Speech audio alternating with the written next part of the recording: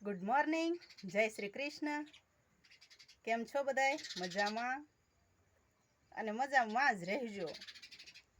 આપણે તો દરેક વખતે એમ જ કહેવી છે કે મજામાં જ રહેવાનું.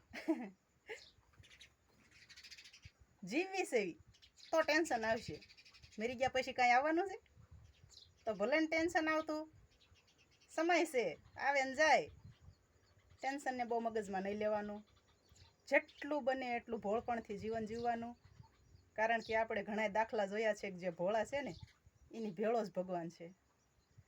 બાકી ચાલાકી કરનારા ઘણી જગ્યાએ એકલા રોતા જોયા છે હો. એટલે જેટલું બને એટલું ભોળપણથી જીવન જીવો. કદાચ કોઈક હોશિયાર માણા હોય, ચાલાક માણા હોય, એ આપણને ક્યારેક દુઃખ લાગે એવું વર્તન કરી જાય, કાંઈ વાંધો નહીં.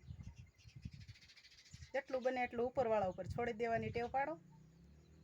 જીવનમાં ખુશ રહેવાનો સમય આવશે. જય શ્રી કૃષ્ણ. ખુશ રહેજો.